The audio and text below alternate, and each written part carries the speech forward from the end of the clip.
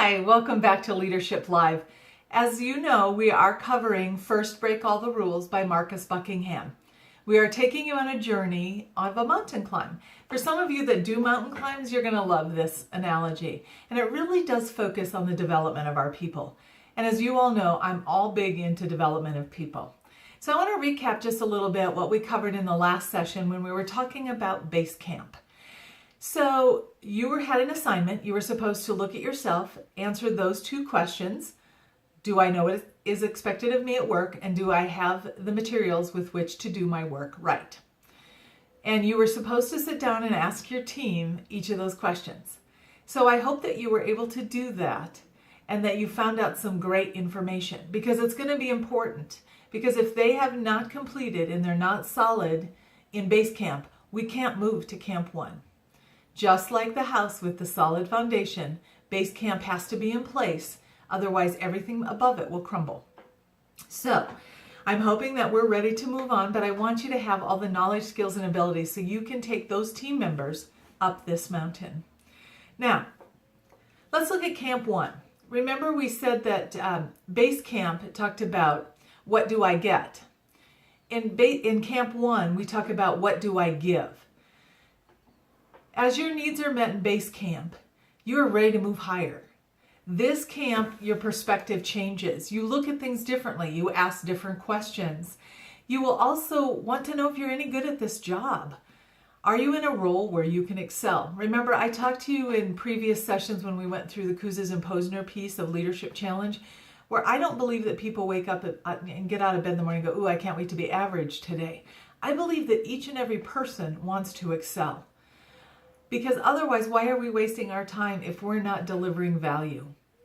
Along those same lines, we want to know, do other people think I'm excelling? Do they think I'm doing a good job?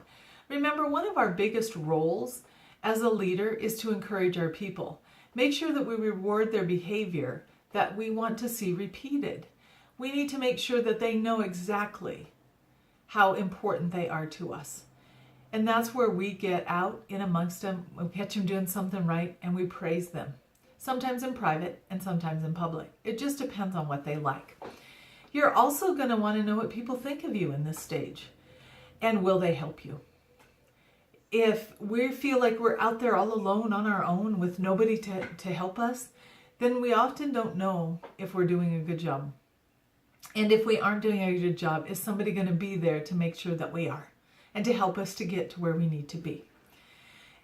So the focus of this stage is on our individual contribution and other people's perceptions of it. And remember, perception is really important. If we don't tell them, they don't know. I used to have an old boss that said, well, if you don't hear from me, you must be doing fine. Yeah, that doesn't really work. I need you to not be afraid to say how great they are. Don't worry. They're not going to get big-headed over it. They're going to feel valued in their heart, and they're going to want to commit and work harder, because I think all of us want to be valued. We want to invest our time wisely because we're given so little of it. So we want to make sure that we're doing something that's important to ourselves and to others. So the 4 questions that pertain directly to this camp start with, at work, do I have the opportunity to do what I do best every day? Remember, I've talked to you in the past about making sure you understand where their strengths and talents lie. And that's what we're going to be talking about here. I want to introduce this now because it's going to be part of your assignment. Marcus Buckingham followed up First Break All the Rules with Now Discover Your Strengths. This is what I went through. And I love this book. I love them in combination because if I can't help my people grow if I don't know where their strengths and talents lie. And one of the misconceptions is you're going to hear people say, and we talked about evaluations in the last segment, is that, well, here's where you're strong and here's your weaknesses. Marcus Buckingham says we don't talk about weaknesses. We talk about non-talents. Because if we say weaknesses, that is derogatory. Growing up, I'm really bad at math. And if you've been with me on any of these segments, you know I say that a lot. And so I would always get evaluated on that. And they would always say, you know what, you need to improve your math skills. You need to improve your math skills. You need to take this class. The problem is that that's a non-talent of mine. That's not where I'm going to excel. The best I'm ever going to be at math is average, and that's on a good day. I'll tell you that now. But the idea behind that is that if we focus on their talents and their strengths and we place them in positions where they can do what they do best every single day, they're going to jump out of bed and go, yes, I get to go to work because I know I can do a good job. Once I started realigning my team's job assignments to what their talents were, I had very little turnover and people didn't call out sick because they loved what they did. If you do what you love and love what you do, you'll never work a day in your life. And that's what I tried to offer them. Yes, there are parts of our job that we're going to have to do.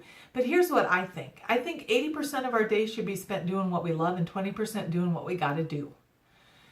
I like to narrow that down a little bit. You know, some days I'm going to do 100% of what I love, but tomorrow I'll do more of what I don't love. Because some days that's where my energy comes from, and I need that energy in order to make it through that day. Might be just a tough day for me. But at least I can guarantee I'm going to be there, and I'm going to be giving you 150%. And that's what we try to focus on. So make sure you can align them to be able to do that. And are you doing well in it? And do you feel comfortable doing it? If you're uncomfortable, it's going to be hard. Chances are when you're uncomfortable, you're doing things that are not in your wheelhouse, as they call it. They're not your strengths and talents.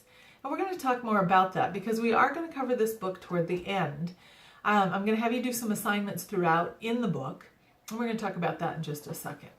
The second one is, in the last 7 days, have I received recognition or praise for doing good work?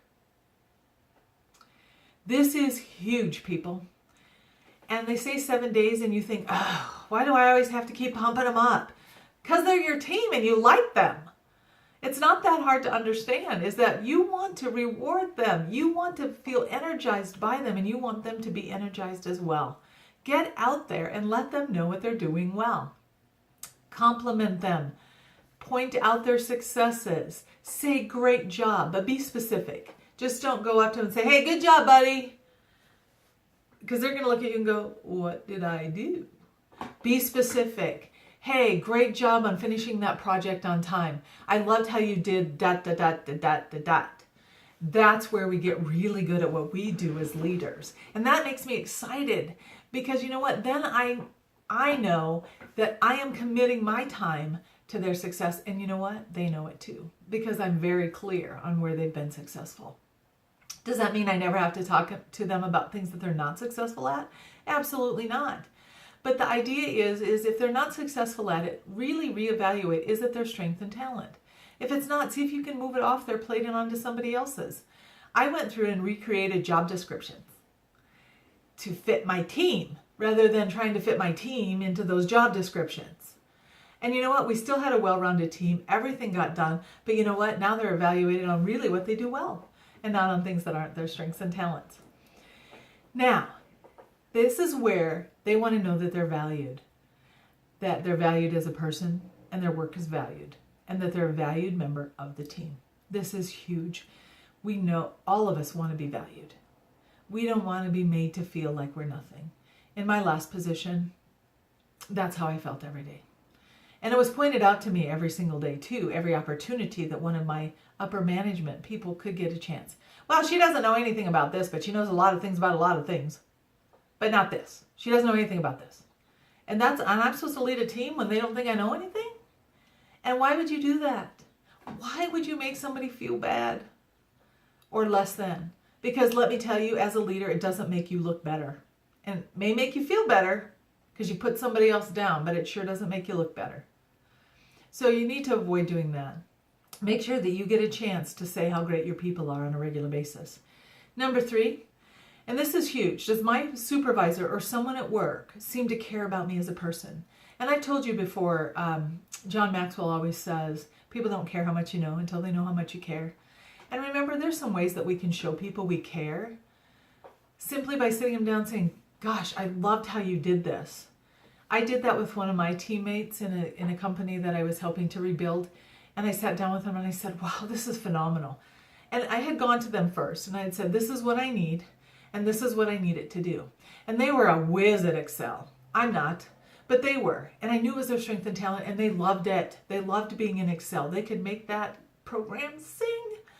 Yeah, I cried when I did it. So I thought, let them do it. It's their talent. And you know what? They gave me something so phenomenal that was adopted nationally throughout the company. Everyone loved it. Now, did that make them feel valued? Did they know that we cared about them? Absolutely. And I made sure to let them know and to promote them in the company and never take credit for their work. And they were so appreciative, and they knew that they were valued. And then finally, number 4 is there somebody at work who encourages my development? Are you willing to invest in their future? Are you willing to send them to classes where you think they can grow? You know, the neat thing about strengths and talents is that everything that we do within that strength and talent, every class that we take, every opportunity that we challenge ourselves on within our strengths and talents, we just get better. You never outgrow your strength and talent, but you can never move past your non-talent. It is what it is, and you'll work hard to stay average. But why not focus on what we do well? And why not put people in positions where they can do exceedingly well? This is where self-esteem and self-worth come into play. Oftentimes we allow people to determine our self-esteem and our self-worth. Your self-worth is how you feel about yourself, how you feel about what you do and what you accomplish. You know, I could have been devastated in that last organization by the way I was treated and always made to feel less than or inadequate. But the thing is that my self-worth was strong. And I knew that I was not going to tolerate that. I knew I was good at what I did because I'd been doing it for a long time to great results. And luckily I had that foundation. Not everyone has that. So we need to make sure that we are nurturing and caring for our people to build their self-esteem and not to tear them down. Nobody likes to be told they're stupid, they're dumb, they're retarded, they're any of those things. Nobody likes to be told that they don't know anything about this. And so we need to make sure that we are building people up and helping them to build their self-esteem. Because there are times that we're going to ask them to take on tasks that they might not know anything about, but we know it's in their wheelhouse. We just need to give them the opportunity to shine.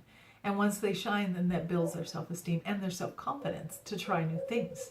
And when we can do that, we can go far beyond anything we ever expected. Now, if the questions in this Camp 1, remain unanswered, all your yearnings to belong, to become part of a team, to learn, to innovate will be undermined. And that's why I'm telling you each time we have to do an assignment, because we need to make sure that we're not pushing people faster than they can make this climb. There are some that are going to catch on to this really quick, and we know that we've got them in the right place and they're going to be able to be successful. But there are going to be others that we have to help along the way. Or maybe we have them seated in the wrong seat on our bus and we need to reevaluate how to move them so that they can be in a place where they can be successful. And that's okay too. Remember, as a leader and as a strong leader, to create a successful team, we have to make sure that we're doing our job the best that we can every single day. And I know there are days that we're going to have bad days, but really our focus needs to be on people. And that's why I've said early on, if you don't like people, this may not be the type of role for you, because here you have to be someone who is constantly looking at ways to allow people to far exceed their expectations. So what's your assignment? This is going to be a fun one, and I think you'll really enjoy it. I've had a great opportunity to do this because one of my people gave it to me, and I've really appreciated that as well.